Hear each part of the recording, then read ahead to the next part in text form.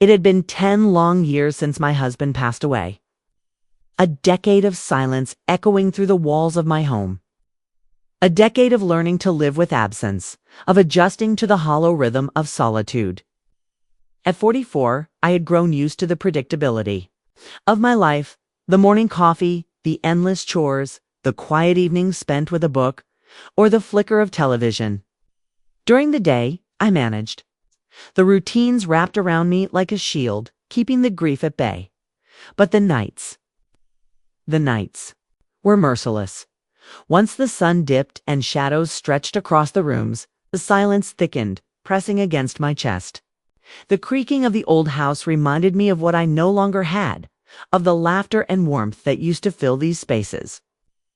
Each night I lay in bed, staring at the ceiling, wondering if this was all my life would ever be from now on.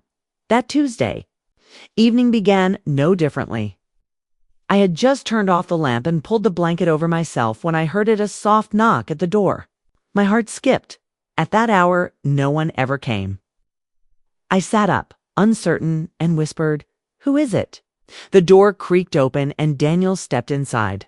He was 26, my tenant who had been renting the small apartment above my garage for the past 6 months. His face was shadowed with unease, his eyes restless. I can't sleep," he admitted, his voice low, almost a whisper. I frowned, confused by his presence, but strangely unable to tell him to leave. I patted the empty side of the bed, a gesture so natural it surprised me. For a moment he hesitated. Then slowly he crossed the room and lay down beside me. The warmth of his body spread instantly, filling the cold space that had been empty for years. He wasn't the boy I'd first seen carrying boxes into the upstairs flat. He was a man. Broad shoulders, defined jawline, the kind of strength that was impossible not to notice. I turned slightly, and before I knew it, he leaned closer, wrapping his arms around me. His face pressed into the crook of my neck, his breath hot against my skin. "Sometimes it's just too much," he murmured, his words trembling. I froze. My heart thundered in my chest. I whispered back, "I'm here."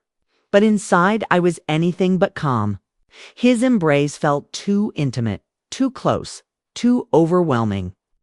And yet, I didn't pull away. By morning, he was still asleep beside me, his features soft, almost boyish in rest. I quietly slipped out of bed, the storm of emotions from the night, before churning violently inside me. In the kitchen, I busied myself with making pancakes, clinging to routine like a drowning woman clings to driftwood. But when Daniel walked in, things felt different. His gaze was steady, searching. He watched every move I made, his eyes following the smallest gestures. When I handed him a plate, our hands brushed, and that fleeting touch sent a jolt straight through me. Breakfast passed in. Silence, but beneath it, an unspoken tension thickened the air. That night, I woke again to find him standing in my room. His eyes glinted in the dark, full of something raw, something he wasn't hiding anymore. Before I could react, he leaned down and kissed me. My breath caught. I pulled away, my voice shaking. "This isn't right," I whispered. But he kissed me again, deeper this time, his hands sliding across me with desperate certainty. And though every part of me screamed to stop, couldn't. That night something happened that I could never undo. By morning, Daniel was gone, leaving me alone with the weight of what we had done. I felt sick, drenched in guilt, confusion, and a strange yearning I couldn't explain. He wasn't a child. He wasn't mine. But he was too close, too present, and I didn't know how to face him.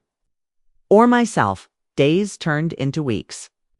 The tension between us grew unbearable. His glances grew longer, heavier, filled with questions he didn't voice.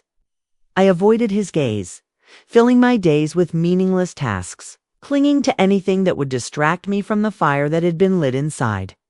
One evening, as I sat alone in the living room, Daniel appeared again. His expression was serious, his jaw tight.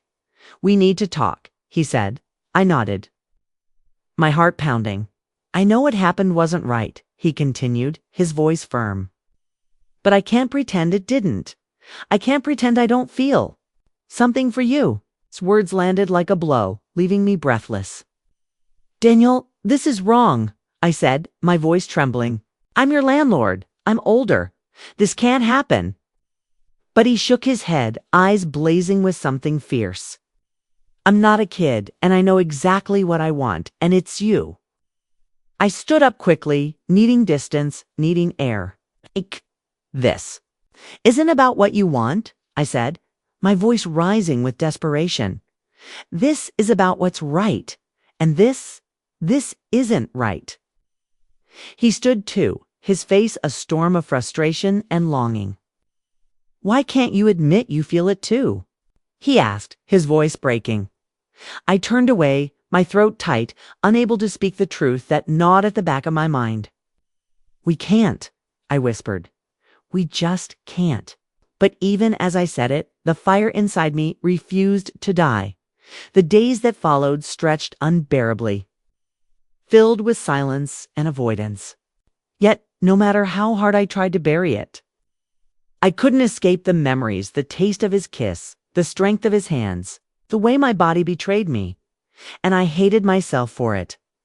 One night, just as I had begun to drift into restless sleep, I heard it again, that soft, hesitant knock. My heart leaped into my throat. Daniel, I whispered. The door opened and he stepped in, his face shadowed with emotion.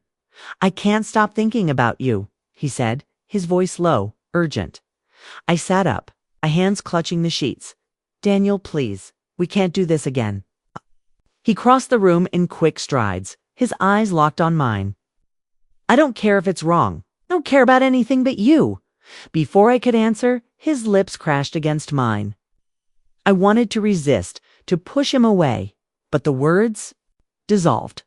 My body betrayed me once again as my hands clutched his shoulders, pulling him closer until the world beyond us no longer existed by morning. I was alone again, hollow with guilt and shame, yet burning with the memory of his touch. I knew I had to end it, set boundaries, protect myself. But deep down, a darker truth whispered I didn't want to. And as the days bled into weeks, the weight of what we had done hung heavy between us. The silence was louder than words, and I knew, with painful certainty, that life would never be the same again.